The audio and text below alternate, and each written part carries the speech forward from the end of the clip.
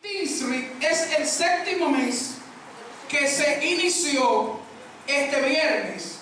Es el mes que inicia el otoño dentro de la cultura del pueblo de Israel. O sea que Aleph Tinsri, que es la palabra Bereshit, escrita al revés, nos está hablando de que el primero de Tinsri se celebra el llamado Yom Teruah, o la fiesta de las trompetas. Entonces los sabios judíos entendieron que el día que Dios creó el mundo es la fecha de Aleph Tinsri.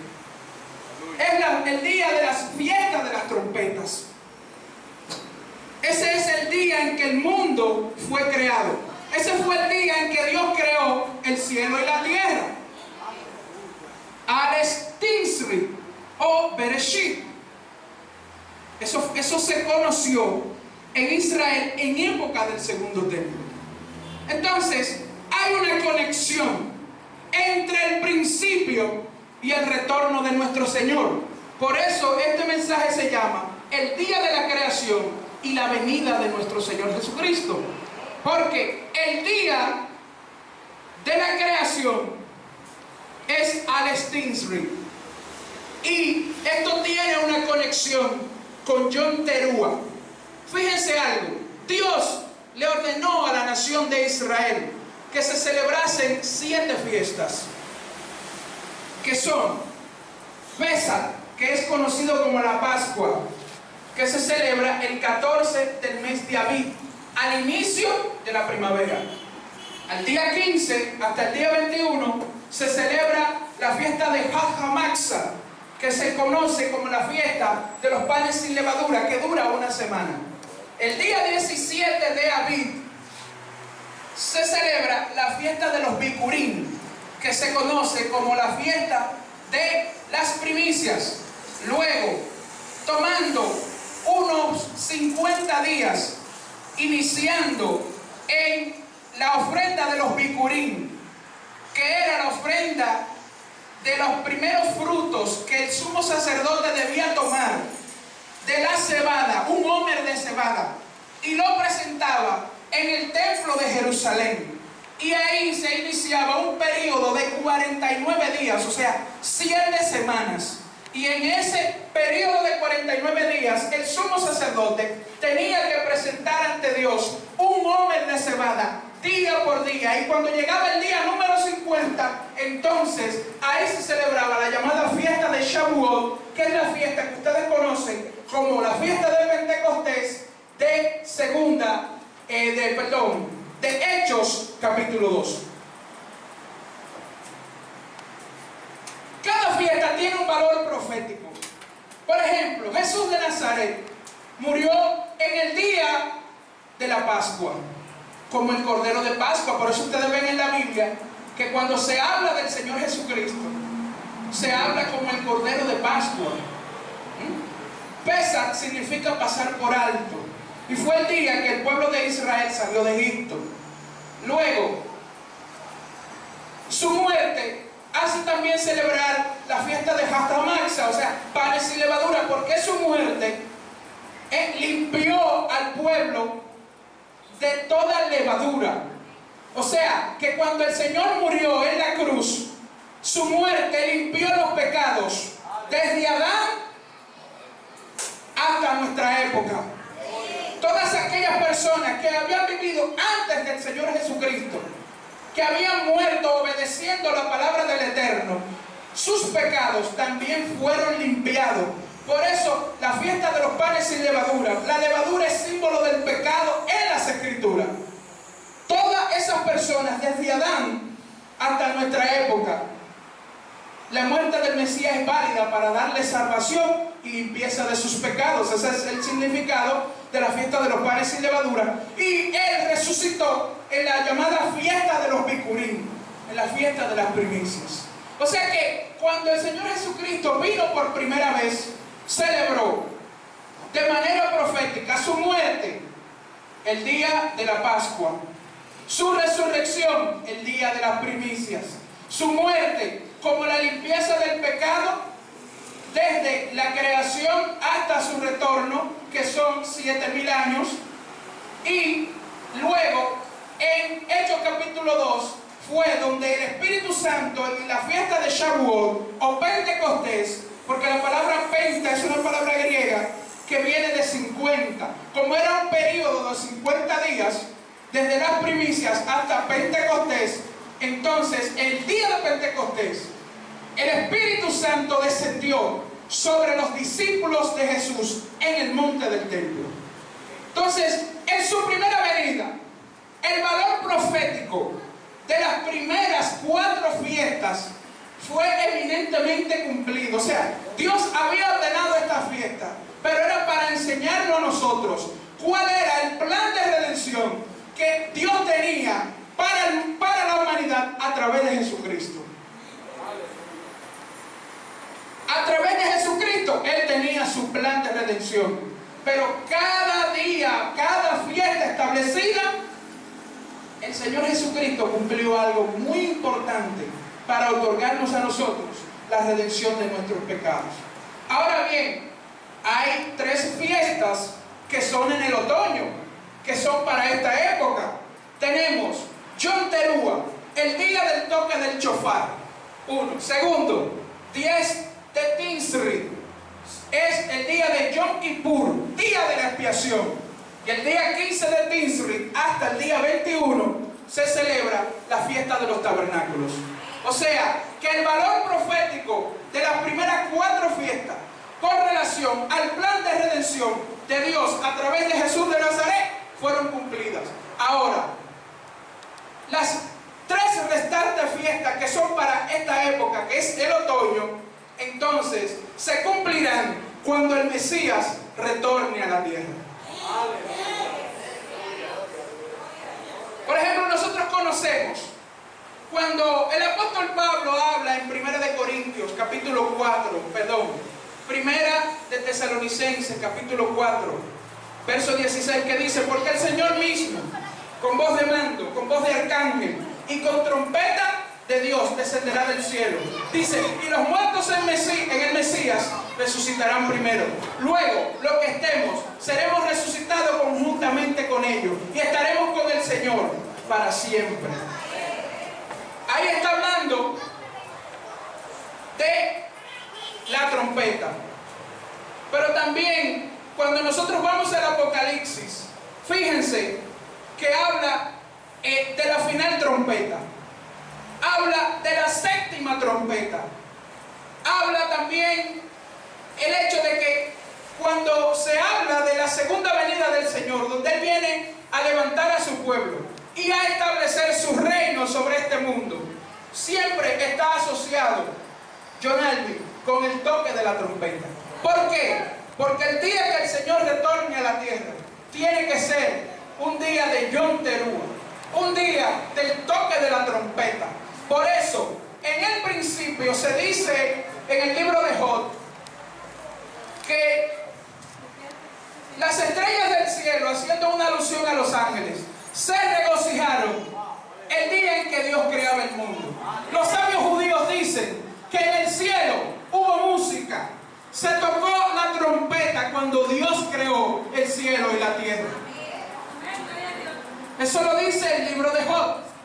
Entonces, el mismo día que la tierra y el cielo fueron creados, ese mismo día es el día que está profetizado que nuestro Señor Jesucristo retornará a la tierra.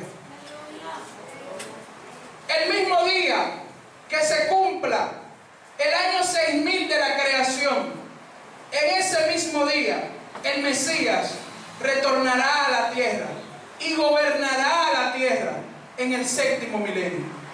Eso es lo que significa. Por eso hay una conexión entre el día de la creación y el día del retorno del Señor, porque ambas cosas sucederán en la misma fecha. Ahora bien, ¿cuáles son las características? ¿Cuáles son las características que van a rodear la venida de nuestro Señor, que guardan una relación con el día de la creación? Bueno, vamos a leer y vamos a ir analizando Génesis capítulo 1, verso 1. En el principio dice que Dios creó los cielos y la tierra. Verso 2 dice, y la tierra estaba desordenada y vacía. Nosotros entendemos por las escrituras que cuando habla de desorden, está hablando de las tinieblas. Por ejemplo, la tierra estaba desordenada y vacía, y las tinieblas estaban sobre la faz del abismo. La palabra abismo, a la que se refiere aquí en las escrituras, se refiere al mar, se refiere a las aguas, se refiere a los océanos. Y cuando las escrituras hablan de muchedumbre de aguas, está hablando de naciones. Por ejemplo, cuando nosotros vemos las bestias en el libro de Daniel, fíjense que cada bestia salía del mar. Y la palabra dice que eso significaba muchedumbre de naciones. O sea que cuando estamos hablando aquí de la faz del abismo, estamos hablando del mar. Y dice que las tinieblas cubrían la faz del abismo. O sea, las tinieblas cubren a las naciones. El Señor vendrá cuando el anticristo tenga dominio del mundo por un periodo de 7 años. Y sabemos que el anticristo es quien representa el reino de las tinieblas. O sea, que la oscuridad, que las tinieblas van a rodear la tierra. ¿A través de quién? Del gobierno del anticristo, quien es que va a gobernar el mundo cuando el Mesías retorne a la tierra. Entonces, fíjense la similitud de cuando Dios creó el cielo y la tierra, que estaba desordenada y vacía, que las tinieblas cubrían la faz del abismo. El abismo son las naciones, las tinieblas es el dominio de Satanás sobre las naciones a través del imperio del anticristo. Ahora bien, otra cosa, en Génesis 1:17, al cuarto día de la creación, fue que Dios creó el sol, la luna y las estrellas. O sea que las lumbreras mayores, la lumbrera mayor que es el sol, la lumbrera menor que es la luna y las estrellas no iluminaban el firmamento cuando Dios creó el cielo y la tierra. Aún Dios no había creado ni el sol, ni la luna, ni las estrellas. Fíjense, cuando el Señor retorne a la tierra, el mundo estará sumergido no solamente en una tiniebla espiritual, sino también en una tiniebla física. Y yo quiero que ustedes me acompañen, que nosotros vayamos para poder comprobar esto, para que sean las escrituras las que establezcan qué situación habrá en la tierra. En Mateo 24, capítulo 24, verso 29.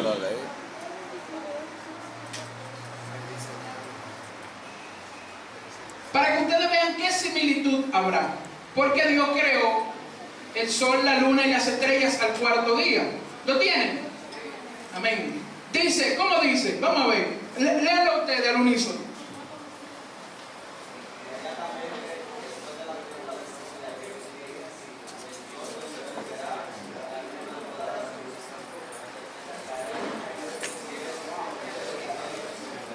Y el verso 30 dice: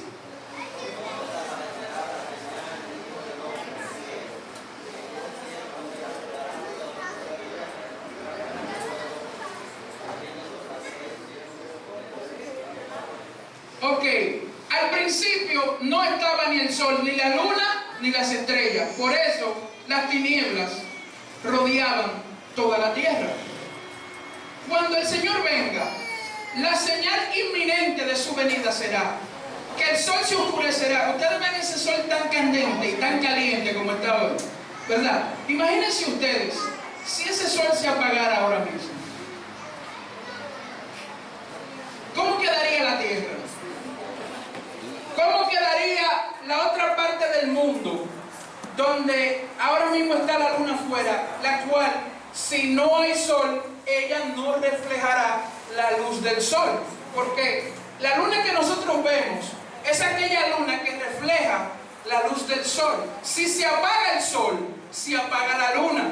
Y dice la palabra que las estrellas del cielo serán conmovidas, serán movidas de su lugar. Entonces, la misma similitud que había en el día que Dios creó los cielos y la tierra, es la misma similitud que habrá cuando el Hijo del Hombre, Jesús de Nazaret, regrese a la tierra.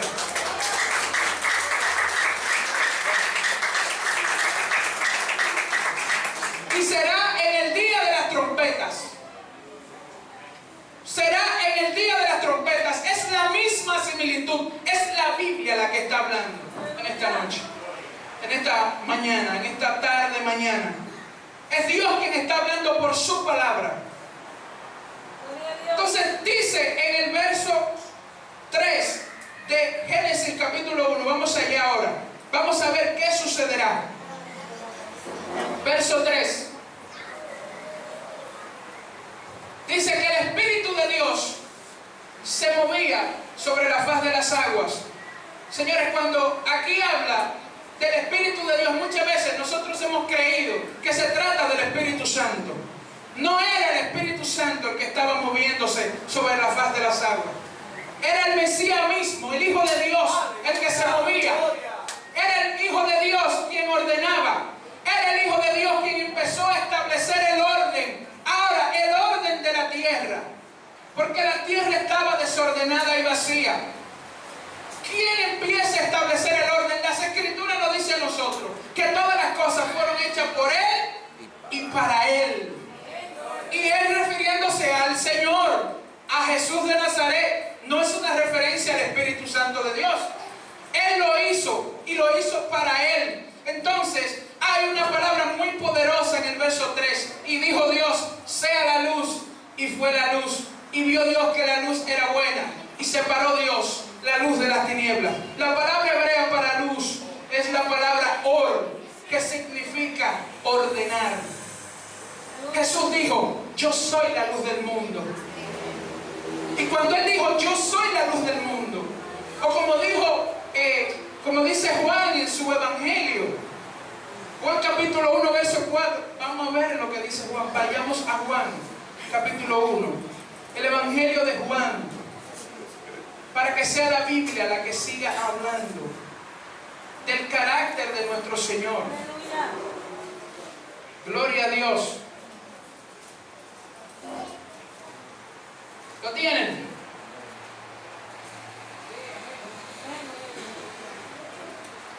Dice, verso 4, Juan, hablando del Verbo eterno, dice, en Él estaba la vida, y la vida era la luz. ¿De quién? De los hombres. Dice en el verso 5, la luz en las tinieblas resplandece, y las tinieblas no prevalecieron contra ella. Cuando Jesús en su gloria descendió sobre la faz del abismo, la luz que Él trajo, Él empezó a ordenar toda la creación. Y cada día que iba pasando, Él iba declarando de la palabra que el Padre declaraba, el Hijo de Dios la iba ejecutando. Porque la luz, cuando llega al corazón, también viene trayendo ¿qué? Un orden, viene poniendo las cosas en orden. La luz es lo que hace que uno reconozca que uno es pecador. Porque el hombre que está en tinieblas no sabe distinguir entre lo bueno y lo malo. Pero cuando la luz llega a la vida del hombre y viene alumbrando nuestro corazón, nos hace ver nuestras actitudes pecaminosas. Y ahí es donde uno reconoce, estoy mal ante Dios, he sido un fornicario, he sido un adúltero, he sido un mentiroso, he sido un ladrón. Porque donde brilla la luz, todas las cosas al oscuro quedan descubiertas. Por eso, cuando la luz vino sobre la tierra, trajo un orden. Dios empezó a separar las aguas de las aguas, la tierra de las aguas. Empezaron la tierra a germinar la semilla. Vinieron la creación de las aves, de los peces, de los animales. Y como corona de la creación, Dios coronó al hombre. Entonces, la luz, el orden que trajo la luz, luz en el principio es la luz que empieza a traer un orden en la vida del hombre, en la vida del humano. Es esa luz, es la luz que se manifestó en el principio, que empezó a poner en orden las cosas. Ahora bien, Jesús de Nazaret dijo: yo soy la luz.